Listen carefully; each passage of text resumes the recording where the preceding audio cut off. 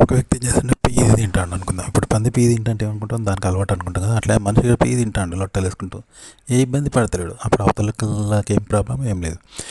అట్లా అనమాట. ఒక వ్యక్తి బిర్యానీ తింటాడు కానీ దాన్ని అసహించుకుంటాడు, వాంతులు చేసుకుంటాడు అనుకో, రియల్గా చేసుకుంటాడు కదా. ఇది గలీజేమో అని మనకు అభిప్రాయం ఏర్పడుతుంది కదా. వాడు మంచిని కూడా చెడు అంటాడంటే నిజమే చెడు అనుకుంటాం.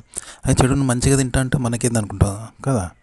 ఓ ఇట్లా అనమాట. ఒక నెగిటివ్ సబ్జెక్ట్ నువ్వు పాజిటివ్గా చెప్పినా, పాజిటివ్ నెగిటివ్ చెప్పినా జనం ఖాళీ చూస్తారు. ఇప్పుడు చూసినా అది చిన్నారి పెళ్ళి కొడుకని పెద్ద చిన్న పెళ్ళిని ప్రేమించినట్టు ఇలా చూపిస్తున్నారు కదా.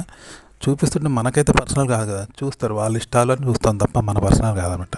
అందులో పాజిటివ్ ఉంటే మనం కూడా ఆచరిస్తాం అన్నమాట. ఇప్పుడు అక్రమ సంబంధాలు, వివాహేతర సంబంధాలు అందరికీ ఇష్టమే, కానీ సమాజం తిడుతుందని భయానికి ఏం చేస్తాం మనం, తప్పు చీత్తు అని తిడతారు, కానీ అందరికీ లోపల ఇష్టమే ఉంటుంది అనమాట. కానీ గొప్పగా ఉంటుందని చీత్తు అని తిడతారు. కానీ అందరికీ ఇప్పుడు సినిమాలో వ్యభిచారం కూడా గొప్పే. హీరోయిన్ వ్యభిచారం చేస్తే సినిమా హీరోయిన్లు వ్యభిచారం చేస్తున్నారు, లవ్లో పడుతున్నారు, పురాణ లైటింగ్ కొడుతున్నారు, ఆడవాళ్ళు లైన్లు వేస్తున్నారు, లైన్లో పడుతున్నారు. ఇదంతా ఫ్యాషన్ అయింది. అంటే ఇది మానసిక భాష అన్నట్టు. సమాజంలో ఆంక్షలు అనేవి గొప్పగా ఉంటాయని పైకి ఇది తప్పు అది తప్పు, ఆ లవ్లో పడడం తప్పు, ప్రేమించడం తప్పు అని అంటారు, వ్యభిచారం తప్పు అంటారు, కానీ అందరికీ ఇష్టం ఉంటుంది.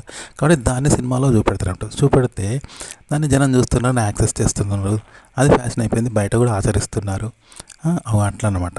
ఇది సినిమాలో వ్యభిచారం చేయడం ఎలాంటిదంటే చెప్పాను కదా. ఒక పీఈని కూడా లొట్టలు వేసుకుంటూ తింటే ఏం చేస్తారు, మనకి అందరు ఇష్టపడదు, వాళ్ళకి ఇష్టమైన మనకి ఏందనుకుంటాం కదా. అలా పాజిటివ్ ఉంటే మనం కూడా ఆచరిస్తాం. అట్లా అనమాట. ఇప్పుడు బిర్యానీ కూడా అసహించుకుంటారు చూసినావా, అనుకుంటే నిజమే అనుకుంటాం. అట్లనే ఇప్పుడు ఒకరికే పరిమితం అయితే జీవితం వేస్ట్, అది అమాయకత్వం. ఒక్క మగుడితో ఉంటే లేదా పెళ్లి తర్వాత భార్య పెళ్లి చేసుకోకపోతే ఆమె ఆదర్శ స్త్రీ అంటారు, కానీ ఏం లాభం, దానికి ఏం రాదు. అలాగే మగుడు చేసేటోడు కాదు, సమర్థవంతుడు కాదు, అయినా పతివ్రత అనిపించుకొని ఉంటే పస్తులు ఉన్నట్టే కదా, అది అమాయకత్వమే. అటు ఎవరినో ఉంచుకోవాలని చాలామంది అనుకుంటారు కదా. అదే ఇప్పుడు సినిమాల్లో పెడుతున్నారు, దాన్ని జనం ఆచరిస్తున్నారు అనమాట. ఇగో ఇట్లా అన్నట్టు కంటెంట్ చేయబట్టి. కాబట్టి కంటెంట్ తయారు చేయాలంటే సామాజిక నిబంధనలు అనేవి కాదనమాట. వ్యక్తిగత నిబంధనలు, సామాజిక నిబంధనలు పాటించి మనం హింసించుకోవడం కాదు ఇక్కడ. మన వ్యక్తిగతంగా మనం దేన్ని కోరుకుంటున్నాం, దేని వల్ల పరిష్కారం అవుతుంది, సమస్య ఏంది, పరిష్కారం ఏంది అనేది కావాలి. అంతేగాని సామాజిక నిబంధనల కోసం హింసించుకుంటూ గొప్పగా ఫీల్ కావడం అనేది ఉండదన్నమాట. ఇక ఇదనమాట కంటెంట్, ఇట్లా చేస్తారు సినిమాల్లో.